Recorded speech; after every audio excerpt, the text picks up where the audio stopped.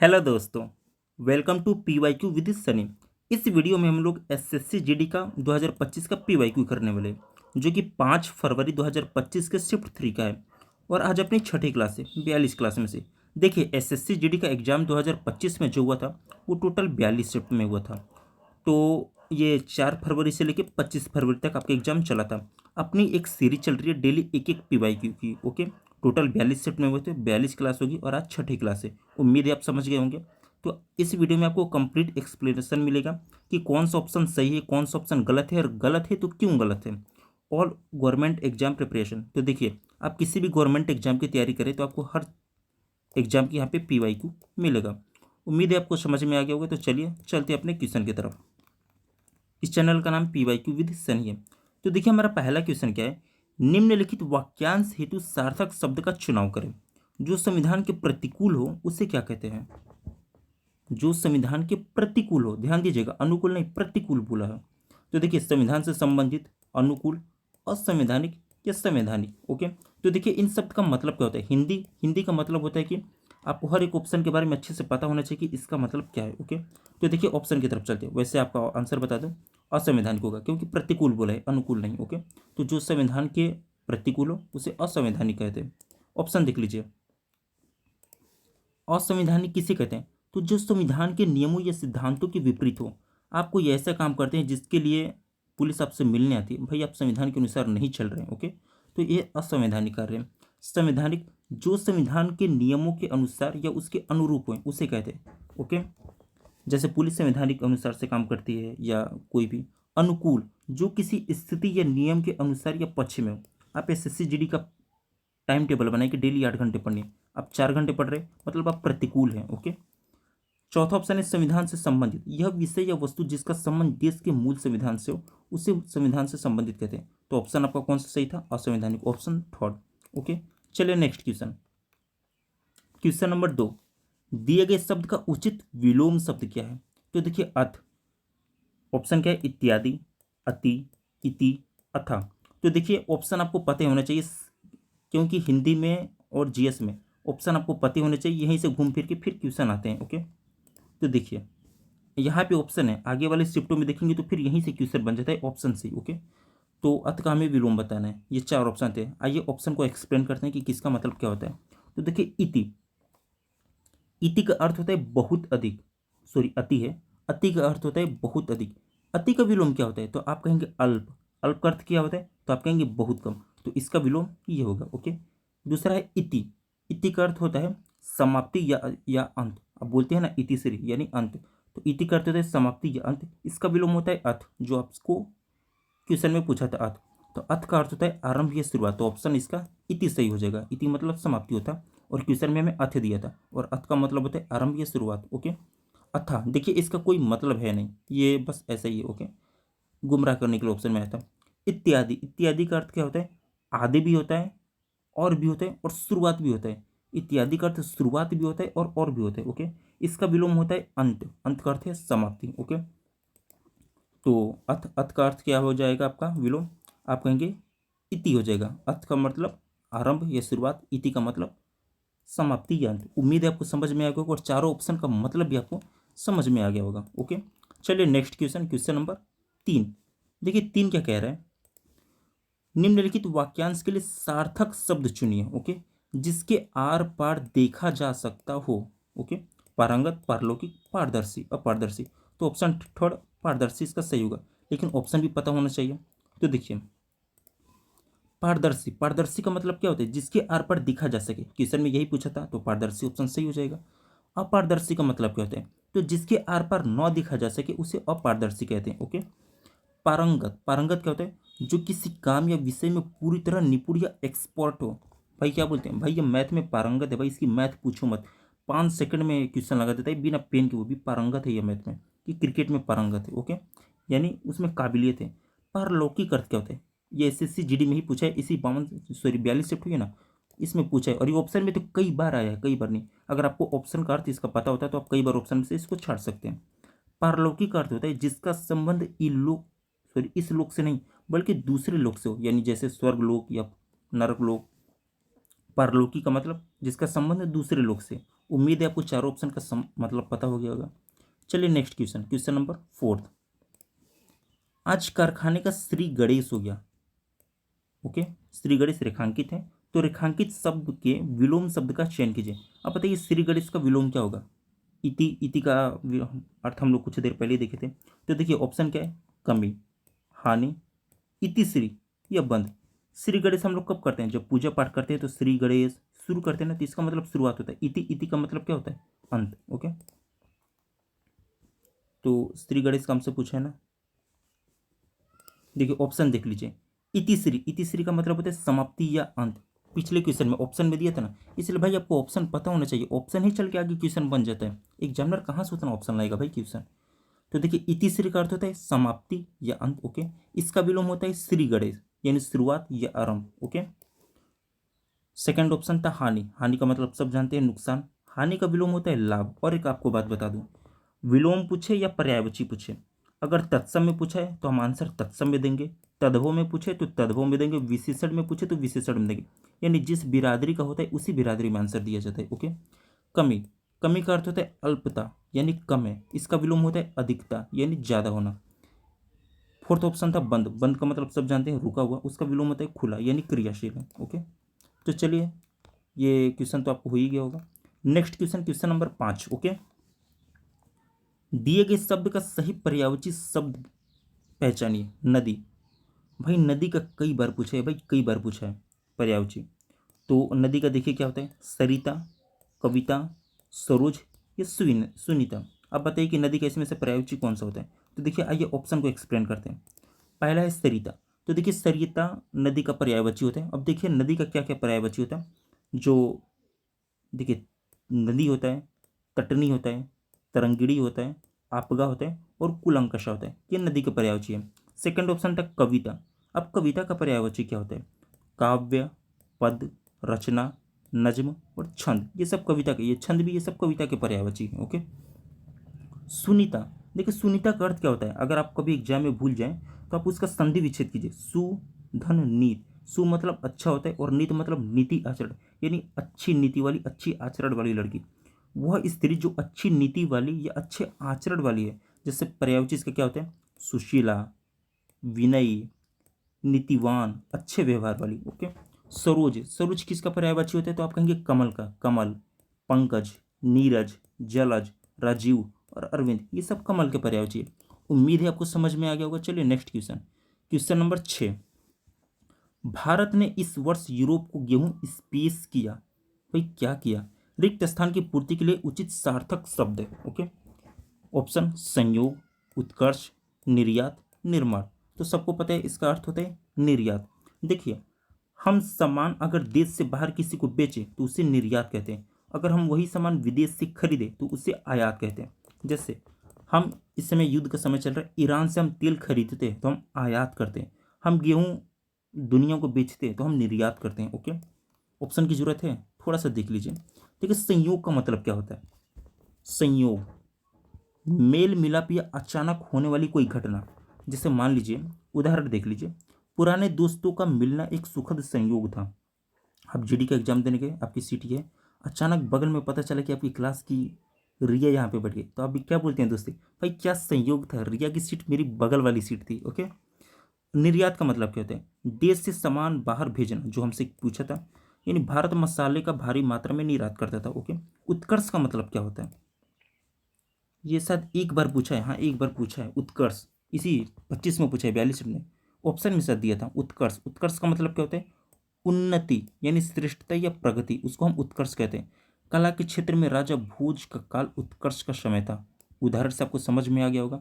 निर्माण क्या होता है, तो देखिए जब कुछ बनाना होता है या कुछ रचना करना होता है, कुछ नया बनाना या रचना करना नया, उसको हम निर्माण कहते हैं, जिसकी उत्पत्ति पहली बार हो।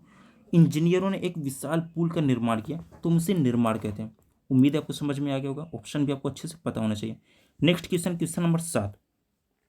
रेखांकित शब्द के स्थान पर सर्वोचित विकल्प चुनिए। रेखांकित आपका माला माल है, उसका घर जलकर राख हो गया इसलिए वह माला माल हो गया। तो बताना है कि यहाँ पर क्या है। आप एक बात बताइए, किसी व्यक्ति का घर जलकर राख हो जाएगा तो क्या वो माला माल हो जाएगा। तो देखिए ऑप्शन क्या था, कटीला, कंजूस, कंगाल, ये कंकाल। अब ये बताइए, कंजूस तो होगा नहीं, कटीला तो होगा नहीं, कंगाल बचा और कंकाल बचा, तो ये हो जाता है कंगाल, ऑप्शन थर्ड। ऑप्शन को देख लीजिए। देखिए कटीला का होता क्या है, तो कांटों वाला धारदार, जैसे कटीली झाड़ी होती है ना, उसको हम कटीला बोलते हैं। कंजूस किसे कहते हैं, जो पैसे खर्च करने में बहुत हिचकता हो, जो पैसे बहुत कम खर्च करता हो। ओके।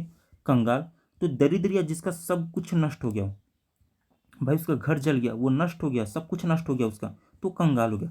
कंकाल, तो ये हड्डियों का ढांचा होता है कंकाल। ओके, उम्मीद है आप समझ गए होंगे। चलिए नेक्स्ट क्वेश्चन। अब कहेंगे भाई हम ऑप्शन पढ़ क्यों रहे हैं, भाई ऑप्शन उसमें से एक सही बताना है, तो बाकी ऑप्शन को आपको गलत भी तो काटना है, उसका मतलब भी तो, मतलब देखिए आपको इस क्वेश्चन का आंसर नहीं पता, लेकिन अगर ऑप्शन का मतलब पता है तो आप काट देंगे, नहीं ये तो नहीं होता, ये नहीं होता, यही बचा तो ये हो जाएगा, कहने का ये मतलब था। क्वेश्चन नंबर 8 देखिए, निम्नलिखित विकल्पों में से कौन सा एक विलोम युग्म सही नहीं है, मतलब क्रोध का विलोम क्षमा, ऐहिक का विलोम पारंगित, तो इसमें से कौन सा विलोम गलत है जो गलत जोड़ी बना है। ओके, ऐहिक ऐश्वर्य, करुणा निष्ठुरता, ऐहिक पारलौकिक, क्रोध क्षमा, बताना इनमें से कौन सा विलोम का जोड़ी गलत है। तो आइए ऑप्शन की तरफ हम चलते हैं। तो देखिए पहला ऑप्शन था करुणा और निष्ठुरता। तो देखिए करुणा का अर्थ क्या होता है, दया का भाव, बोलते हैं ना, हे देवी आप करुणा के सागर हैं, मतलब आपके अंदर बहुत दया का भाव है, आप लोगों पे बहुत दया करती हैं, तो करुणा का भाव। निष्ठुरता का मतलब क्या होता है, तो निष्ठुरता का अर्थ होता है दयाहीनता का भाव, दयाहीनता का भाव, मतलब आपके अंदर दया नहीं है। जैसे मान लीजिए कि कोई आतंकवादी है, अब उसे क्या बोलेंगे, आप निष्ठुरता हो, तुम्हारे अंदर दया की भाव नहीं है, तुम्हें बस मारने से मतलब है। ओके, उम्मीद है आपको समझ में आ गया होगा। ऑप्शन बी क्रोध क्षमा, क्रोध का मतलब क्या होता है, गुस्सा, भाई एक बंदे ने मेरे ऊपर पानी गिरा दिया, मैं क्रोध करने लगा, गुस्सा करने लगा, उसका विलोम क्षमा, माफ कर देने की क्रिया, जैसे मैंने उसे माफ कर दिया, चलो भाई कोई बात नहीं गलती से गिर गया, ये उसका विलोम, ये भी विलोम सही है, ये भी विलोम सही है। तीसरा ऑप्शन है ऐहिक पारलौकिक। ओके, तो देखिए ऐहिक का अर्थ होता है इसी लोक से, ये पिछले सेट में मैंने करा चुका था, और देखिए पारलौकिक पिछले ऑप्शन में भी था, इस ऑप्शन में भी था, इसलिए आपको ऑप्शन का भी मतलब पता होना चाहिए, ये घूम फिर के ऑप्शन कभी क्वेश्चन में आते हैं, कभी ऑप्शन में बहुत बार हैं। ऐहिक का मतलब होता है इसी लोक से, और पारलौकिक का अर्थ होता है दूसरे लोक का। ऐहिक इसी लोक का, पारलौकिक दूसरे लोक का, तो ये भी सही है। ओके, चौथा ऑप्शन है डी ऐहिक। ऐहिक का आपको अर्थ पता है इसी लोक से संबंधित।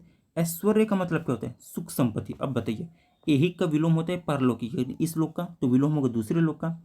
तो देखिए ऐहिक का अर्थ है इस लोक से संबंधित, ऐश्वर्य का संबंध है सुख संपत्ति, तो भाई ये तो मैचिंग नहीं बैठ रहा ना, तो गलत होगा।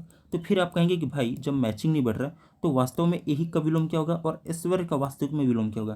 तो ऐहिक का विलोम आपको पता है पारलौकिक होता है, लेकिन आप बता देते हैं कि ऐश्वर्य का मतलब क्या होता है, उसका विलोम क्या होगा।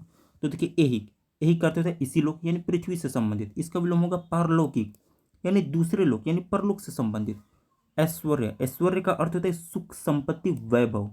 ओके, आपने रावण की एक बहुत फेमस डायलॉग सुनी होगी, विभीषण क्या बोलता है कि हे भाई अगर मैं युद्ध में मारा गया तो आप राम के शरण में चला जाइएगा, इससे हमारा कुल बच जाएगा। रावण क्या कहता है कि रावण के शरण में, राम के शरण में जाके क्या करूंगा, जब मेरे भाई ही ना रहे तो मैं ऐसे ऐश्वर्य का क्या करूंगा, मतलब भाई मेरे जब पहचान को कोई बचेगा नहीं, मेरे घर का कोई बचेगा नहीं, तो इतने सुख संपत्ति का, इतने वैभव का मैं करूंगा क्या, अकेले अच्छा नहीं लगता, मैं भी मर जाऊंगा। ओके, इसका विलोम क्या होता है, अने अनैश्वर्य मतलब दरिद्रता या संपत्ति का अभाव। ओके, अब राष्ट्रपति को क्या कहेंगे, मतलब मुकेश अंबानी को क्या कहेंगे, भाई ऐश्वर्य है, भाई सुख संपत्ति है, वैभव। और वही मुंबई में एक झोपड़ी नहीं है जिसको क्या बोलते हैं, डुग्गी बोलते हैं कि क्या, तो वहाँ पे दरिद्र का यानी संपत्ति का अभाव, उसे अनैश्वर्य बोलेंगे। ओके, उम्मीद है आपको समझ में आ गया होगा, ऑप्शन अच्छे से एक्सप्लेन करना है। Okay, next question, question number 9, गद्दांश बहुत ईजी है भाई, बहुत ईजी है। निम्नलिखित विकल्पों में से कौन सा एक वाक्य वर्तनी की दृष्टि से अशुद्ध है, बताना है कि इनमें से कौन सा एक अशुद्ध है।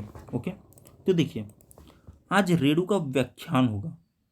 ओके, अब वह निरोग है। ओके, पुस्तकों का एक सूची पत्र दे दें। ओके, वस्तुओं की कीमतें बढ़ रही हैं, तो देखिए रेणु में गड़बड़ी है। ओके, रेणु में क्या है, बड़ी ऊ की मात्रा है, आपको बताऊंगा क्या पहचानेंगे कैसे। देखिए बड़ी ऊ की मात्रा है, लेकिन रेणु में होगा छोटी ऊ की मात्रा।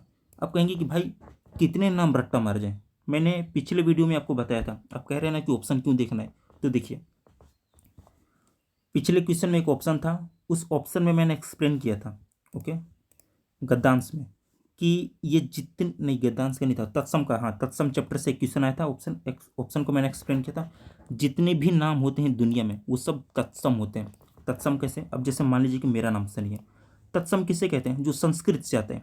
तद्भव किसे कहते हैं? जो तत्सम का टूट कर एक नया रूप बनते हैं उसे तद्भव कहते हैं। आप एक बात बताइए, जैसे कपाट है, कपाट तत्सम में होता है, उसका तद्भव करेंगे तो दरवाजा होगा, यानी कपाट से टूट के दरवाजा बना, वो उसका शब्द बिगड़ के।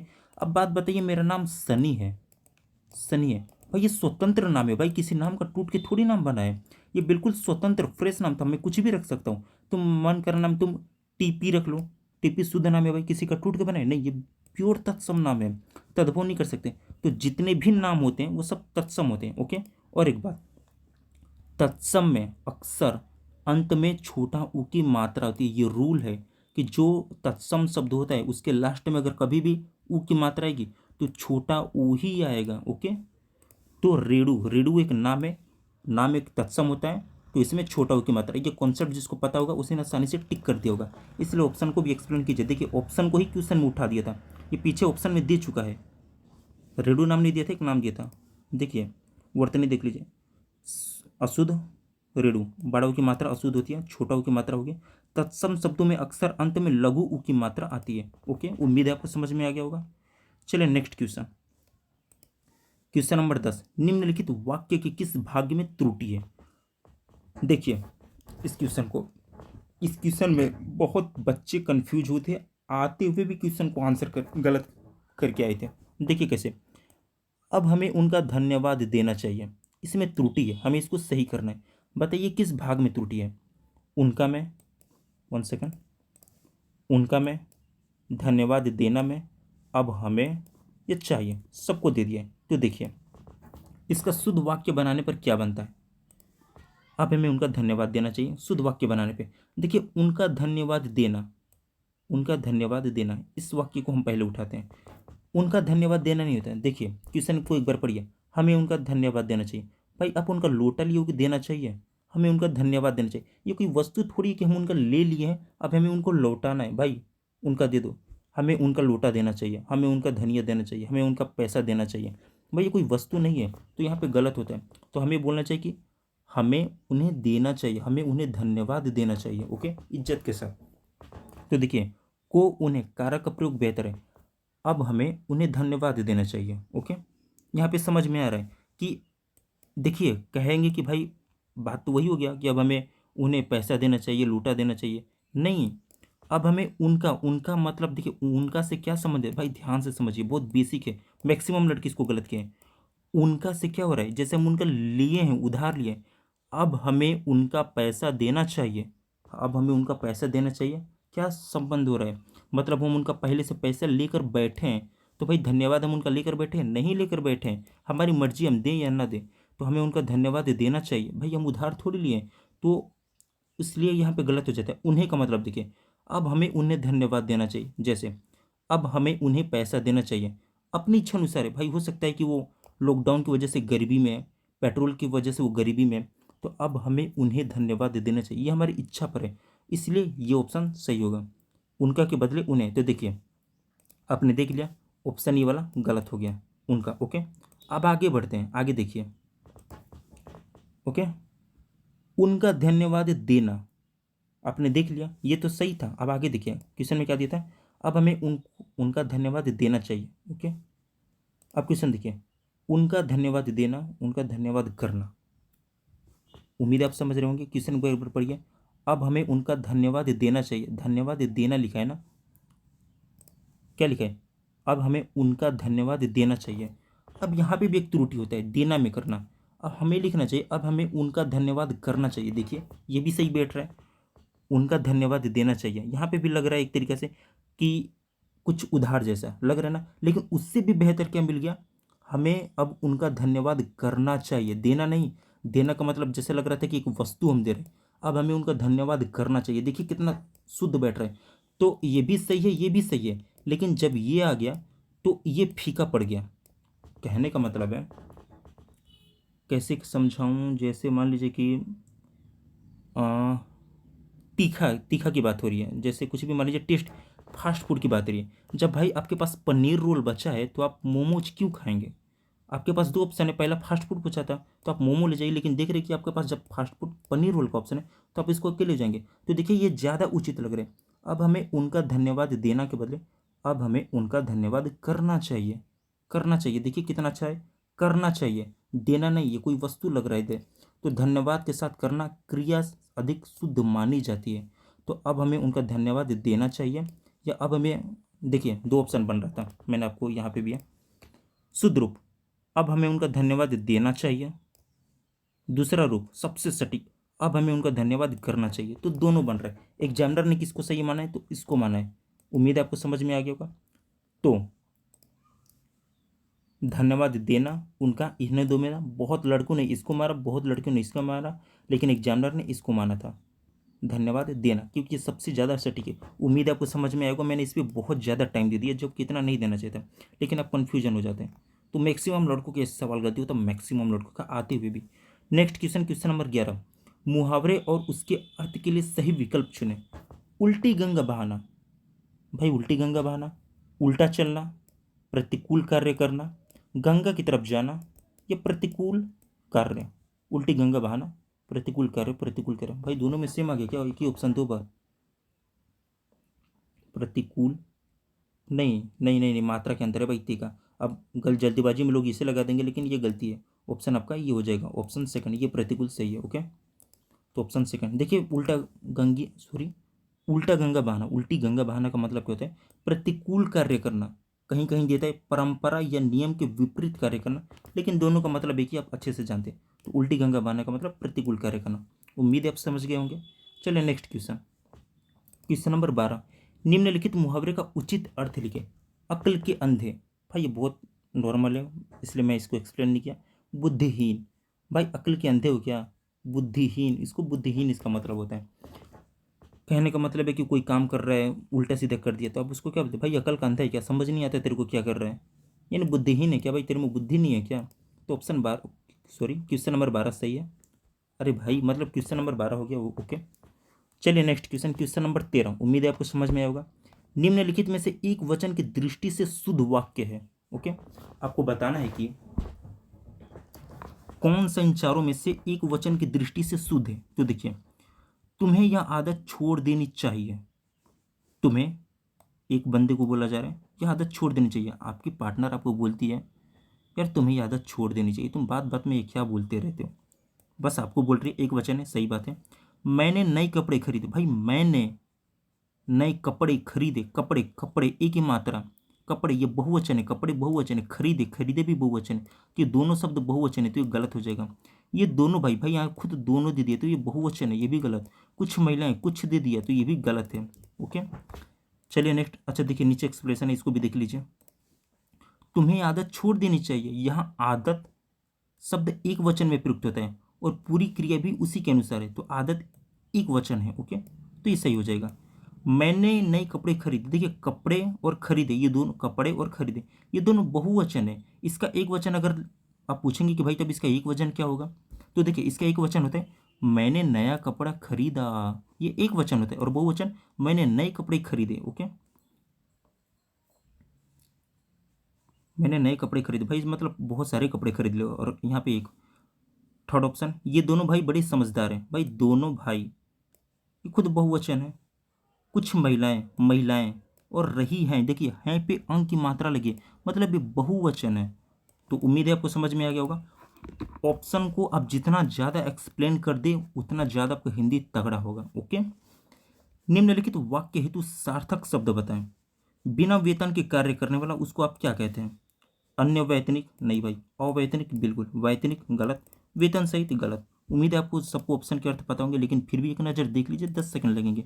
अवैतनिक, संधि विच्छेद कीजिए। अ मतलब बिना, वैतनिक मतलब वेतन। वह व्यक्ति जो बिना सेवा या कार्य के बदले सॉरी वह व्यक्ति जो सेवा या कार्य के बदले कोई वेतन नहीं लेता उसे अवैतनिक कहते हैं। ओके, वैतनिक कैसे कहते हैं? जिसे काम करने के बदले जिसे काम के बदले वेतन मिलता हो उसे वैतनिक कहते हैं। जैसे SSGD में हमारा सिलेक्शन हो जाएगा तो हम लोग वैतनिक हो जाएंगे, हम लोग वेतन के बदले काम करेंगे। वेतन सहित, यह वैतनिक का ही दूसरा रूप है। ओके, अवैतनिक, देखिए ये वर्तनी ही इसकी अशुद्ध है, अवैतनिक कुछ नहीं होता। ओके, आपको ये भी नहीं पता था कि अवैतनिक कहाँ गया, अवैतनिक अन्य वैतनिक। ओके, ये गलत, बिना वेतन के कार्य करने वाला अवैतनिक। ओके, देखिए इजी क्वेश्चन था। ओके, मैं क्षमा चाहूँगा भाई, ज़्यादा बोलने से कभी कभी जवान लटपटाने लगती है, तो आज ज़्यादा क्लास होगी मेरी। क्वेश्चन नंबर 15, माँ ने मुझे दही लाने को कहा। आपको एक बात बता दूं, टोटल 42 शिफ्ट हुआ था ना। दही का तत्सम डायरेक्ट 2 बार पूछा है, 2 बार 2 शिफ्टों में पूछे, लगातार। लगातार नहीं मतलब आगे पूछे यानी 2 बार दही का तत्सम पूछा है। ओके, माँ ने मुझे दही लाने को कहा, इस वाक्य में दही का तत्सम रूप प्रयुक्त कर वाक्य पूर्ण कीजिए। तो बताने कि दही का तत्सम क्या होता है, दुग्ध। भाई ये दूध का होता है तत्सम। पय, पानी का होता है भाई। दधी, हाँ ये दही का होता है। क्षीर, 1 सेकेंड, क्षीर किसका होता है भाई, तब होता होगा किसी का, चलिए नीचे देख लेते हैं। खीर का, अरे सॉरी भूल गया था, खीर का। देखिए तत्सम शब्द देख लीजिए, दही का होता है दधी, दूध का होता है दुग्ध, पानी या जल का होता है पेय, और खीर का होता है क्षीर। माँ ने मुझे दधी लाने को कहा। उम्मीद है आप समझ गए होंगे, ऑप्शन को जितना अच्छे से एक्सप्लेन आप कर पाए। ओके, चलिए गद्यांश की तरफ चलते। देखिए गद्यांश बहुत ईजी था, बहुत ईजी था। बता दूं, आज अपनी छठी क्लास है ना, छठी शिफ्ट है ना। छठी शिफ्ट में से 4 शिफ्ट में गद्यांश अच्छे लेवल के थे, लेकिन 2 शिफ्ट ऐसे थे ना भाई, बहुत अच्छे लेवल का आया था। मतलब अगर नॉर्मल भी करे तो 2-3 गद्यांश में सही है जाना तो आपके लिए बड़ी बात है। गद्यांश बहुत हार्ड आया था। Okay, hard. तो देखिए क्वेश्चन नंबर 16 से 20, गद्यांश के आधार पर प्रश्न का उत्तर दें। ओके, तो गद्यांश को अच्छे से पढ़ते हैं। भरत अयोध्या के राजा स्पेस के पुत्र थे। इनकी माता का नाम कैकेयी था। कैकेयी ने राजा दशरथ से भरत को राजगद्दी और राम को स्पेस के वनवास का वरदान मांगा। ननिहाल से लौटने पर जब राजा की मृत्यु के कारण उनको पता चला तो लज्जा के कारण उनका मुख पीला पड़ गया और उन्होंने अपनी माता को खूब फटकारा। सब मंत्रियों व रानियों ने सिंहासन पर बैठने की प्रार्थना की, परंतु वो गद्दी पर नहीं बैठे। वे वन में राम को लेने गए। जब रामचंद्र जी नहीं लौटे तो वे उनकी स्पीच लेकर लौट आए। खड़ाओं को सिंहासन पर रखकर राम के स्पीच के रूप में शासन करने लगे। संसार में ऐसा स्पेस दूसरा देखने को नहीं मिलेगा। ओके, इस 5 गद्यांश में से एक ही ऐसा गद्यांश था जिसमें थोड़ा सा दम था, जो यहाँ पे सोचने पे मजबूर करता है। बाकी 4 गद्यांश इजी थे। पहला गद्यांश, भरत अयोध्या के राजा दशरथ के पुत्र थे। आपको गद्यांश दोबारा देखने की जरूरत नहीं, ये सबको पता है। Okay, next question, question number 17, Kaikeyi ने राजा दशरथ से भरत को राजगद्दी और राम को 14 वर्ष के वनवास वरदान मांगा।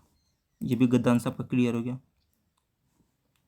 क्वेश्चन नंबर 18, जब रामचंद्र जी जब रामचंद्र जी नहीं लौटे तो वे उनकी स्पेस लेकर लौट आए। अब बताना यहाँ पे क्या होगा, वस्त्र लेकर लौट आए, धनुष लेकर लौट आए, या बाण लेकर लौट आए, या खड़ाऊ लेकर लौट आए। देखिए अगर आप मुस्लिम भी होंगे, आप रामायण कभी नहीं देखोगे, तो आप एक कॉमन सेंस यूज कर सकते हैं कि जब रामचंद्र जी नहीं लौटे तो वे मतलब भरत जी राम जी को लेने के लिए गए थे, और जब रामचंद्र जी नहीं लौटे तो वे उनकी क्या चीज़ लेकर लौटे, वस्त्र। अब बताइए वस्त्र वो लेकर क्या करेंगे। ओके, आप जानते हैं कि हमारे हिंदू धर्म में ये रामायण में मतलब मर्यादा को दिखाया गया। ओके, तो वस्त्र से कुछ समझ नहीं आया। उनकी धनुष लेकर आएंगे, भाई वो जंगल में है, उनको सुरक्षा की जरूरत है, उनकी धनुष लेकर थोड़ी आएंगे वो, तो ऐसे ही गलत हो गया।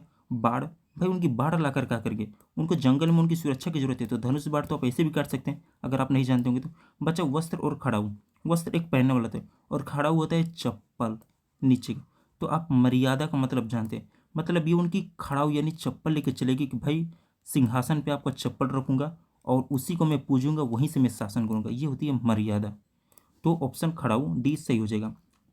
Last गद्यांश number 19। ओके, ये थोड़ा सा दमदार गद्यांश में से ये क्वेश्चन है, ये थोड़ा सा दमदार था, थोड़ा सा तार्किक था, सोचने के लिए।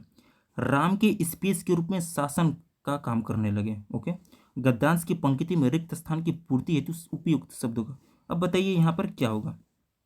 तो देखिए ऑप्शन, स्वामी, राम के स्वामी के रूप में शासन का काम करने लगे, राम के भाई के रूप में शासन का काम करने लगे, राम के उत्तराधिकारी के रूप में शासन का काम करने लगे, या राम के प्रतिनिधि के रूप में शासन का काम करने लगे। 4 ऑप्शन है, आपको कन्फ्यूजन हो सकता है, इसलिए आप पहले आंसर देने की कोशिश करें। ओके, अब देखिए ऑप्शन आपको काटना भी आना चाहिए। मैं आपको बताऊंगा कि कौन सा ऑप्शन भाई क्यों नहीं होगा, स्वामी क्यों नहीं होगा, तर्क के साथ। देखिए ऑप्शन को एक्सप्लेन करते हैं। स्वामी, स्वामी का अर्थ होता है मालिक।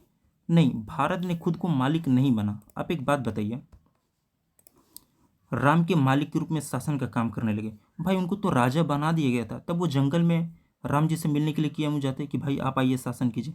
जब उनको मालिक ही बनना था तो वो मिलने के लिए क्यों गए, वो राजा बनने से ही क्यों मना किया।